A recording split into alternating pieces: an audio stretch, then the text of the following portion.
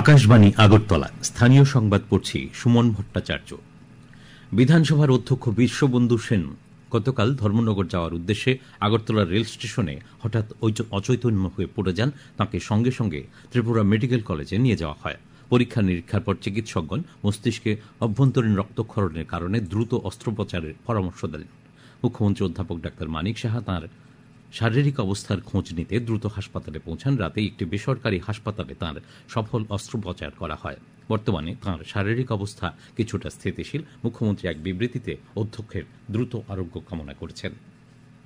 মুখ্যমন্ত্রী অধ্যাপক ডাক্তার মানিক সাহা বলেছেন, সমাজের প্রতিটি ক্ষেত্রে রবীন্দ্রনাথের চিন্তাভাবনা জড়িয়ে রয়েছে। তাই কবিগুরুর সাহিত্য, দেশপ্রেমের চিন্তাধারা আগামী প্রজন্মের কাছে বেশি করে তুলে ধরতে হবে।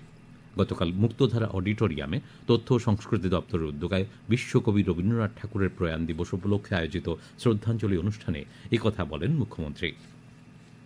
প্রসার ভারতীর সিইও গৌরব দ্বিবেদী বলেছেন, প্রসার ভারতী দর্শক শ্রোতাদের ওয়েবস ওটিটি প্ল্যাটফর্মে তথ্য, শিক্ষা ও বিনোদনের ক্ষেত্রে প্রবেশাধিকার নিশ্চয়তার কাজ করছে। গতকাল নতুন দিল্লিতে ওয়েবস ওটিটি প্ল্যাটফর্মে ম্যাগাজিন স্টোরের উদ্বোধন উপলক্ষে আকাশবাণীর প্রতিনিধিকে দেওয়া এক সাক্ষাৎকারে শ্রী দ্বিবেদী বলেন, ওয়েবস ওটিটি প্ল্যাটফর্ম ব্যবহারকারীরা প্রতি মাসে ৯৯ টাকা বা বছরে ৯৯৯ টাকা এই পরিষেবাটি সাবস্ক্রাইব করতে পারবেন। Waves OTT is Prasar Bharati's streaming platform that we launched in November of 2024. Subsequent to that, we've had discussions with various magazine publishers. We decided to tie hands with them, ensure that the audiences who would want to also consume written content as magazines or as other publications should be able to do so within the same app. And today we have launched this facility also. And this magazine store is available at a subscription of 99 rupees per month or 999 per year. পশ্চিম জেলা সামগ্রিক উন্নয়নের লক্ষ্যে কৃষিমন্ত্রী রতনলাল নাথ গতকাল পশ্চিম ত্রিপুরা জেলা পরিষদের সাধারণ সভায় বিভিন্ন কাজ পর্যালোচনা করেন। সভায় বিভিন্ন প্রকল্পের অগ্রগতি ও ভবিষ্যৎ পরিকল্পনা নিয়ে বিশদ আলোচনা হয়। মন্ত্রী বলেন, পিএম কুসুম প্রকল্পের আওতায় সারা রাজ্যে ১০,০০০ জলসেচ সুবিধা স্থাপনের লক্ষ্যমাত্রা নির্ধারণ করা হয়েছে। সভায় উপস্থিত জনপ্রতিনিধি ও আধিকারিকরা সিদ্ধান্ত নিয়েছেন, আগামী ৮ সেপ্টেম্বরের মধ্যে প্রধানমন্ত্রী সূর্যঘর প্রকল্পের আওতায় সৌর বিদ্যুৎ ব্যবস্থা স্থাপন এবং স্মার্ট মিটার চালু করা হবে। তিনি আশা প্রকাশ করেন, এ ধরনের সভা জেলার উন্নয়নে গতি আনবে এবং সরকারি দপ্তরগুলির কাজে নতুন উদ্যম যোগাবে।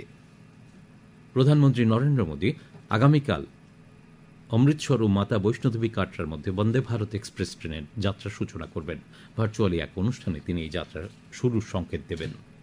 প্রধানমন্ত্রী আগামী ৩১ আগস্ট রবিবার আকাশবাণীর মন কি বাত অনুষ্ঠানে দেশ বিদেশের জনগণের সঙ্গে মত বিনিময় করবেন। এটি হবে মন কি বাতের ১২৫তম পর্ব।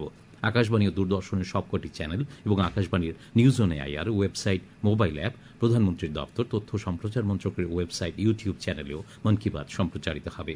হিন্দিতে এই অনুষ্ঠান সম্প্রচারিত হবার পরই আঞ্চলিক ভাষায় তর্জমা শোনা যাবে। টোল ফ্রি নম্বর 1800117800 নম্বরে SMS করে কিংবা মাই গভ বা নমো অ্যাপে মতামত জানানো যাবে। কাঞ্চনজঙ্ঘা এক্সপ্রেস আগামী ১৪ আগস্ট থেকে বিলোনিয়া ও জোলাইবাড়ি রেল স্টেশনে থামবে। এনএফ রেলওয়ে সূত্রে খবর জানানো হয়েছে। খোয়াই মহকুমায় হর ঘর তিরঙ্গা কর্মসূচি উদযাপন করা হচ্ছে। গতকাল খোয়াই মহকুমা শাসকের অফিস কক্ষে আয়োজিত এক সাংবাদিক সম্মেলনে মহকুমা শাসক নির্মল কুমার বলেন, সকল স্তরের মানুষের মধ্যে দেশপ্রেমের বোধ জাগ্রত করতে এবং ঐক্য সংহতির বার্তা আরও মজবুত করতে মহকুমার সর্বত্র এই কর্মসূচি পালন করা হচ্ছে। দক্ষিণ জেলা প্রশাসনের উদ্যোগে গতকাল বিলোনিয়ায় এক মেগা রক্তদান শিবির অনুষ্ঠিত হয়। শিবিরে ১৪২ জন রক্তদান করেন। সাবরুম প্রেস ক্লাবের উদ্যোগে গতকাল সাবরুম পূর্ব মনুঘাট হাই স্কুলে এক স্বাস্থ্য শিবির অনুষ্ঠিত হয়। শিবিরে ২১০ জন রোগীকে চিকিৎসা বিষয়ক পরামর্শ বিনামূল্যে ঔষধ প্রদান করা হয়। টিএফএ পরিচালিত চন্দ্রস্মৃতি ঘরোয়া প্রথম ডিভিশন লিগ ফুটবল প্রতিযোগিতায় গত রাতের ব্লাডমাউথ ক্লাব ও 9 বুলার্স ক্লাবের খেলাটি ১-১ গোলে ড্র হয়েছে। উমাকান্ত মিনি স্টেডিয়ামে অনুষ্ঠিত খেলায় উভয় দল ১ পয়েন্ট করে পায়। আজ আকাশ আংশিক মেঘাচ্ছন্ন থাকবে। রাজ্যে সিপাহীজলা দক্ষিণ জেলায় বজ্রবিদ্যুৎ সহ বৃষ্টিপাতের সম্ভাবনা রয়েছে। আজ দিনের সর্বোচ্চ তাপমাত্রা ৩০ ডিগ্রি সেলসিয়াস এবং সর্বনিম্ন ২৫ ডিগ্রি সেলসিয়াসের কাছাকাছি থাকতে পারে। সংবাদ এখনকার মতো শেষ হলো। পরবর্তী বাংলা স্থানীয় সংবাদ প্রচারিত হবে রাত ৭টা বেজে ৫৫ মিনিটে।